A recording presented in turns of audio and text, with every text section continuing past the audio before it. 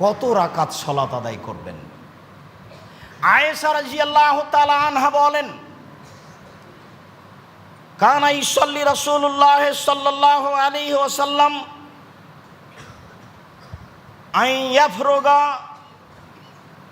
মিন সালাতিল ইশা ইলাল ফজর 11 রাকা। আল্লাহর নবী এশার সলাতের পর থেকে নিয়ে ফজরের সলাত পর্যন্ত এই সময়ে তিনি 11 রাকাত সলাত আদায় করতেন। ও ইসাল্লেমো ফি কুল্লি রাকাতাইনে, প্রত্যেক 2 রাকাত পড়ে তিনি সালাম ফিরতেন। বুখারী মুসলিম। ও ইউতরু বে ওয়াহিদাতিন, তিনি 1 রাকাত বিতর পড়তেন। 11 রাকাত সলাতের যদি 1 রাকাত বিতর হয় তাহলে 10 রাকাত তাহাজ্জুদ হয়ে গেল, বা রাতের সলাত 10 রাকাত হলো। হোক, অন্য বর্ণনা অনুপাতে যদি 3 রাকাত বিতর হয় তাহলে 8 রাকাত তাহাজ্জুদ রাতের সলাত হলো। এই কারণে আরবি বিদ্বানগণ বলেন যে প্রত্যেক 2 রাকাতের পরে তিনি সালাম ফিরতেন, মানে শেষের 3 রাকাত বিতর, তবে 2 রাকাত বিতর পড়ে সালাম ফিরেছেন। আর আজও আরবিদের এটাই ফতোয়া যে তারা 3 রাকাত বিতর পড়লে 2 রাকাত পড়ে সালাম ফিরবে, তারপরে 1 রাকাত পড়বে। তবে একটানা 3 রাকাত বিতর পড়বে, এই হাদিসও সহিহ, যেটা আমরা আমল করে থাকি। আর 3 রাকাত বিতর পড়লে 2 রাকাত পড়ে আত্তাহিয়াত পড়তে হবে, তারপরে 1 রাকাত পড়তে হবে, যেটা আমার মাঝহাবি ভাইয়েরা করছে। এই হাদিস জাল, মানুষের বানানো, এমনিতেই চলছে। মাঝহাবি ধর্ম বহু অংশে এমনিতেই চলে, তার এটা একটা অংশ। আল্লাহ মাফ করো, তুমি সর্বশক্তিমান। মানুষগুলি তোমার রাসূলের নীতিতে, কোরআন এবং সহিহ হাদিসের নীতিতে নিয়ে চলে আসো, তুমি তো পারো। আয়েশা রাদিয়াল্লাহু তাআলা আনহা বলেন, মাকা রাসূলুল্লাহ সাল্লাল্লাহু আলাইহি সাল্লাম ইয়াজিদু ফি রমাদান ওয়া ফি গায়রিহি আলা 11 রাকা। আয়েশা রাদিয়াল্লাহু তাআলা আনহা বলেন, রাসূল সাল্লাল্লাহু আলাইহি সাল্লাম রমাজান এবং অন্য মাসে 11 রাকাতের বেশি পড়তেন না। ইসল্লি আরবান, তিনি প্রথমে 4 রাকাত পড়তেন। ফালা তাসালান হুসনেহিন্না ওয়া তুলেহিন্না, জিজ্ঞাসা করো না তা ছিল কত লম্বা, তা ছিল কত সুন্দর। সুম্মা ইসল্লি আরবান, তারপরে তিনি 4 রাকাত পড়েন। জিজ্ঞাসা করো না তা ছিল কত লম্বা, তা ছিল কত সুন্দর, তা ছিল বেহিসাব লম্বা, তা ছিল বেহিসাব সুন্দর, অতীব সুন্দর, অতীব লম্বা। সুম্মা ইসল্লি সালাসান, তারপরে তিনি পড়তেন 3 রাকাত। অত্র বুখারী মুসলিমের হাদিসে স্পষ্ট হয় যে তিনি 3 রাকাত বিতর পড়েছেন। তবে ওই হাদিসে 1 রাকাত বিতরের সাথে সাথে একাধিক সহিহ হাদিস আছে 1 রাকাত বিতরের। 1 রাকাত বিতরের সবচেয়ে বেশি হাদিস আছে। আমরা অচিরেই রাসূল সাল্লাল্লাহু আলাইহি সাল্লামের সলাত এবং প্রচলিত সলাত আব্দুর রাজ্জাক বিন ইউসুফ এই বইটা পেয়ে যাব। আজকে খবর নিলে বোঝা যাবে আছে কি না। অবশ্য আমি খবর নিনি, আমার জানা নাই। তাতে 1 রাকাত বিতর পড়া যাবে না মর্মে সব হাদিসগুলি জাল, আর 1 রাকাত বিতর পড়তে হবে মর্মে সব হাদিসগুলি সহিহ। বুখারী মুসলিম থেকে শুরু করে বিষয়টি দেখার জন্য সকল দিনী ভাই বোনকে আমরা অনুরোধ জানাচ্ছি। বলছিলাম রাতের সলাত। মাসরুক রাদিয়াল্লাহু তাআলা আনহু বলেন, আমি আয়েশা রাদিয়াল্লাহু তাআলা আনহাকে জিজ্ঞাসা করলাম, আন সলাতে রাসূলুল্লাহ সাল্লাল্লাহু আলাইহি সাল্লাম বিল্লাইলে, রাতে রাসূল সাল্লাল্লাহু আলাইহি সাল্লাম কিভাবে সলাত আদায় করতেন, কত রাকাত করতেন। ফাকালা, তিনি বললেন, সাবুন অতিসুন ওয়া 11 রাকা। তিনি বললেন কখনো পড়তেন 7 রাকাত, কখনো পড়তেন 9 রাকাত, কখনো পড়তেন 11 রাকাত। তাহলে বোঝা গেল যে সময়ের গতিতে 6 রাকাত রাতের সলাত আদায় করতেন, 1 রাকাত বিতর পড়তেন।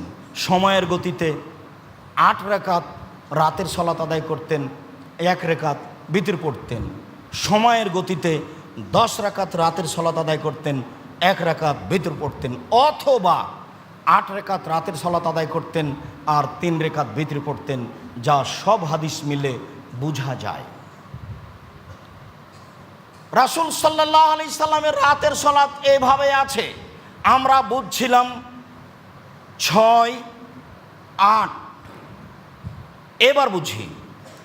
আবু হুরায়রা রাদিয়াল্লাহু তাআলা আনহু বলেন, রাসূল সাল্লাল্লাহু আলাইহি ওয়াসাল্লাম বলেছেন, মানিস্তাইকাদা আহলাহু, যে ব্যক্তি তার রাতে স্ত্রীকে জাগালো,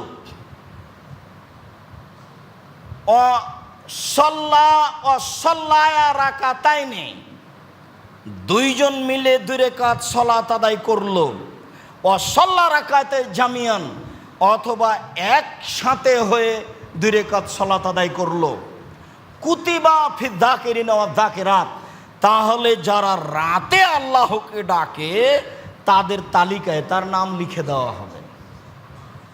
আমরা অত্র হাদিসটি পেশ করেছিলাম যখন বলছিলাম 2 রাকাত সালাত। যখন আমরা 2 রাকাতের সালাতের ধারাবাহিকতা পেশ করেছি তখনও এই হাদিসটি পেশ করেছি। আমরা এই হাদিসটি পেশ করে বলতে চাচ্ছি যে রাতে অন্তত মানুষ যদি 2 রাকাত সালাত আদায় করতে পারে তাহলে রাতে উঠে আল্লাহকে ডাকে যারা, তাদের তালিকায় তার নাম আসবে।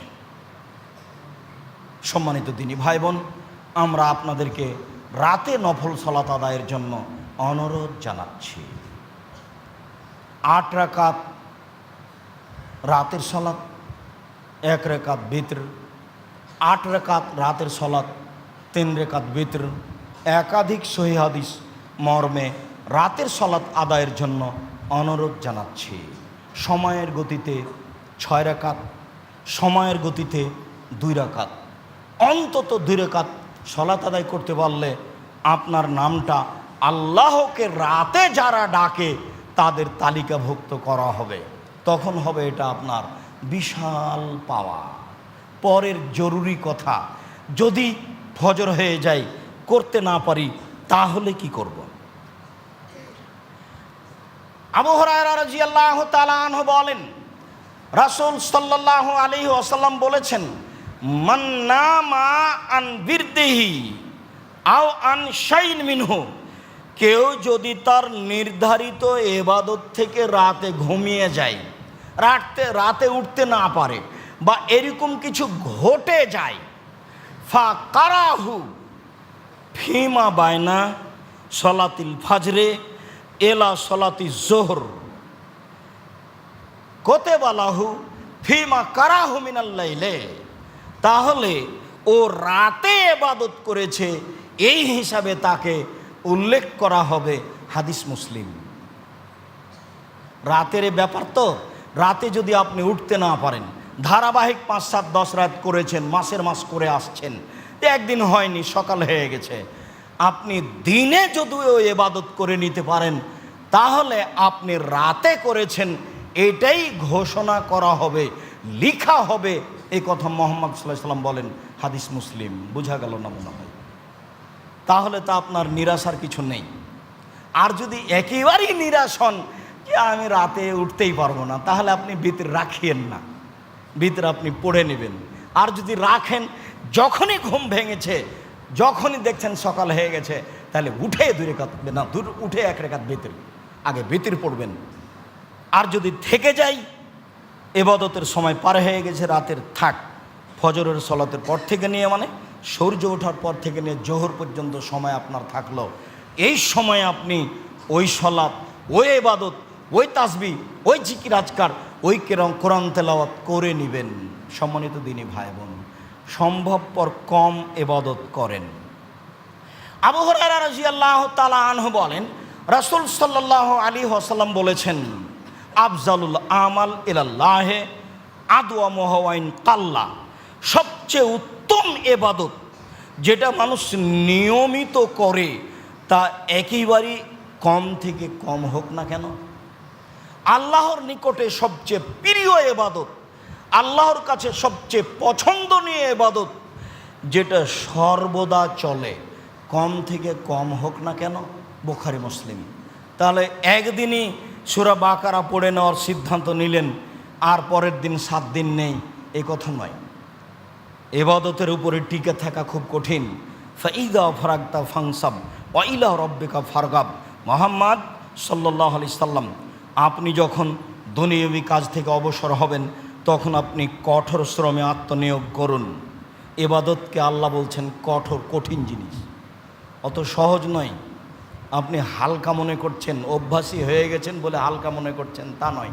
আপনি আজকে সিদ্ধান্ত নিয়েছেন যে সূরা ইখলাস আমি প্রত্যেক দিন ফজরের উপরে 3 বার পড়ব। 3 দিন আপনি পড়ে দেখেন, দেখবেন একটা সমস্যা চলে এসেছে। আপনার ছোট ভাই, আপনার নাতি, আপনার ছেলে এসে বলছে আব্বু আব্বু আপনাকে ডাকে, তখন আপনি তাড়াহুড়া করে উঠে চলে গেছেন, দেখেন হয়নি। টিকে থাকা খুব কঠিন। এই জন্য রাসূল সাল্লাল্লাহু আলাইহি ওয়াসাল্লাম বলছেন সবচেয়ে উত্তম আমল হচ্ছে অবিরাম বহাল রাখা, সর্বদা বহাল রাখা, কম হলেও যেটা আল্লাহ তাআলা পছন্দ করেন।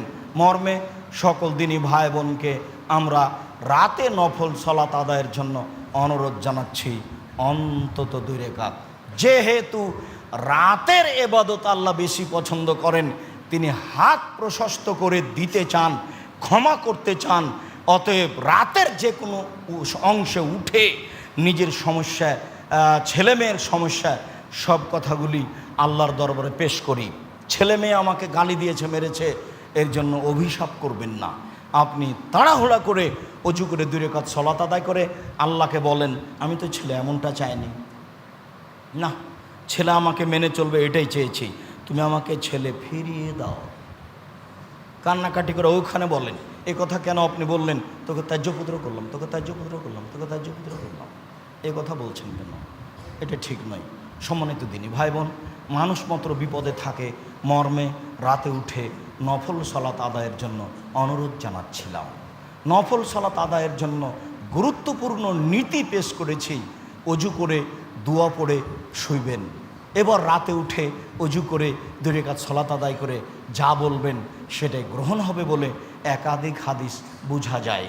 মর্মে সকল দিনী ভাই বোনকে আমল করার জন্য অনুরোধ জানিয়ে দ্বিতীয় অনুরোধ জানাচ্ছি, আমার মনে বড় স্বাদ এদেশের মাটিতে উন্নত মানের প্রতিষ্ঠান গড়বই ইনশাল্লাহ। সেটা আপনাদের জামিয়া সালাফে ডাঙ্গিপাড়া পবা রাজশাহী, জামিয়া সালাফে রূপগঞ্জ নারায়ণগঞ্জ ঢাকা। প্রতিষ্ঠান যত সামনের দিকে বাড়ে তত সামাজিক সমস্যা, বিপদ আপদ বেশি হয়ে নেমে আসে, এ কথাই ঠিক। মর্মে বিপদ আপদ সমস্যা যেন আমাদের ক্ষতি না করতে পারে, মর্মে আপনারা আন্তরিকভাবে দোয়া করবেন, বলবেন আল্লাহ তুমি জামিয়া সালাফিকে কবুল করো। তৃতীয় জরুরি অনুরোধ, আমি আপনাদেরকে জোরালোভাবে অনুরোধ জানিয়েছি, প্রতি জুমায় বাইতুল হাম জামে মসজিদে নিজে আত্মীয় স্বজন, খালা ফুফু, বোন খালা, ভাই যারা আছে তাদেরকে ডেকে নিয়ে আসার চেষ্টা করবেন। কেননা আমরা আপনাদেরকে বিষয়ভিত্তিক অতীব গুরুত্বপূর্ণ আলোচনা শোনাই বলে আমাদের আশাবাদী।